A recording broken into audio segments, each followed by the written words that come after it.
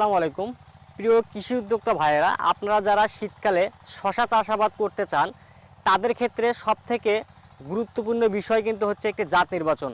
কারণ আপনারা যদি এই জাতটি সঠিকভাবে নির্বাচন করতে না পারেন সেক্ষেত্রে দেখা যায় শীতকালে শশা চাষাবাদ কিন্তু খুবই টাফ হয়ে যায়। তাই আপনারা যারা শীতকালে শশা চাষাবাদ করতে চান এবং কিভাবে শশা চাষাবাদ করতে হবে, কোন জাতটি নির্ধারণ করতে হবে, তাহলে আজকের ভিডিওটি আপনাদের জন্য। আশা করি ভিডিওটি না টেনে অবশ্যই শেষ পর্যন্ত দেখবেন। মিজান ভাই, আসসালামু আলাইকুম। ওয়ালাইকুম আসসালাম রাহমাতুল্লাহি ভাই কেমন আছেন? আলহামদুলিল্লাহ ভাইও, আপনি কেমন আছেন? আছি ভাই আলহামদুলিল্লাহ। বর্তমান আমি যে জমিতে দাঁড়িয়ে আছি এটা কিসের জমি? এটা শশার জমি। আচ্ছা, শীতকালে কি শশা চাষাবাদ করা যায়? হ্যাঁ, আমি এবারে নতুন শীতকালে শশা, এর আগেও 3 বছর ধরে শশা করতেছি, এইবারই নতুন শীতকালে শশা। আচ্ছা, কি জাত লাগাইছেন আপনি এটা এই সময়? এটা GP001, এটা কোন কোম্পানির শশা? জাম প্লাজম সিটের GP001। আচ্ছা, এই শশাটা কি শীতকালীন শশা? হ্যাঁ, এটা শীতকালীন শশা। আচ্ছা, আর একটা কথা বলেন, আপনি শশা কতদিন থেকে চাষাবাদ করেন? আমি 3 বছর ধরে শশা চাষ করতেছি। আচ্ছা, 3 বছর থেকে শশা চাষ করেন। এর আগে যেগুলো জাত করছেন সেটার থেকে এটা রেজাল্ট কেমন? এটা আমার মুখে না, একটা জমিতেই প্রমাণ। আচ্ছা জমিতেই আমার প্রমাণ। আচ্ছা, এখন আপনি যে এর আগে শশাগুলো চাষ করছিলেন সেগুলোর তুলনায় এই শশাটা কেন আপনার কাছে সেরা মনে হচ্ছে? আমার এই জমিতে 3টা ভ্যারাইটি আছে। আচ্ছা 3টা ভ্যারাইটির মধ্যে আমার জমিতেই প্রমাণ দেখাচ্ছে। হুম আমি নিজেও প্রমাণ, জমিও প্রমাণ দেখাচ্ছে। আচ্ছা, জমি তো দেখাচ্ছে, আমরা দেখতে পাচ্ছি, কিন্তু তারপরও আপনার কাছ থেকে একটু শুনবো যে এই জাতের আসলে বৈশিষ্ট্য কি, রোগবালাই কেমন, অন্য জাতের থেকে ফলন কেমন? সেফ, এই প্রথম কথাটাই কি, সেফ সাইজটাও ভালো।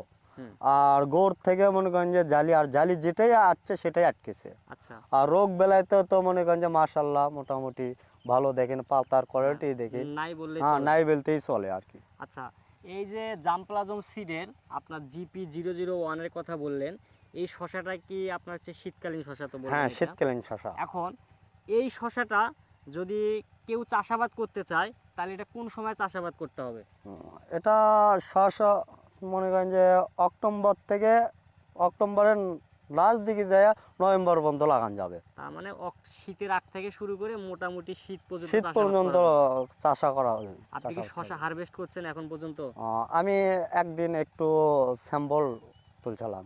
আচ্ছা, বাজারে চাহিদা কেমন এই শশা? সেই চাহিদা, অন্য অন্য মাল বিক্রি করতে পারেন, আমি মনে করেন যে যাই বিক্রি। কত টাকা মন বিক্রি করছেন? 1400 টাকা মন। 1400 টাকা। হ্যাঁ।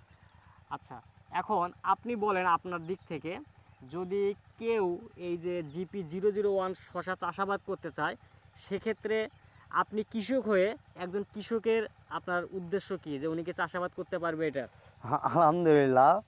তা আমরা যেহেতু কৃষি কাজে জড়িত, হ্যাঁ, তা বাদেও মনে করেন যে কৃষিতে যদিও ভ্যারাইটি যদি ভালো পাওয়া যায়, হ্যাঁ, তা মাশাল্লাহ আমার মনে হয় যে কৃষিতেই উন্নত। আচ্ছা, যেহেতু আপনি 3 বছর থেকে শশা চাষ করেন, অতীতে যত জাতি চাষাবাদ করছেন তার থেকে কি সর্বসেরা জাত মনে হয়েছে আপনার কাছে এটা? আমার কাছে এটাই সেরা, কিন্তু তা বাদেও আপনারা জমিতে দেখেন যে জি, সেরা আমরা নাকি। দেখতে আমার পাচ্ছি যেহেতু এটা প্রচুর বললামই পরিমাণে শসা ধরে আছে। 3 ভ্যারাইটি বেশি আছে আমার এখানে লাগানো, জাত লাগানো আপনি আছে। এখন সামনে কি এই জাতে চাষাবাদ করবেন, না চিন্তাধারা আছে অন্য কোনো জাত আবার চাষাবাদ করবেন? না, আমি এটাই করব।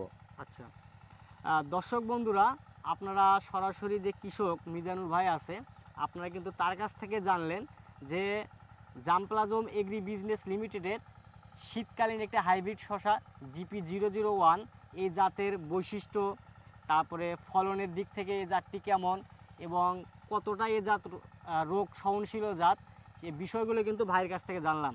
আশা করি আপনারা যারা সামনে শীতে অথবা সামনে বছরে যারা শীতকালীন শশা চাষাবাদ করবেন তাদের জন্য কিন্তু জামপ্লাজম সিডের GP001 জাতটা কিন্তু সেরা হতে পারে।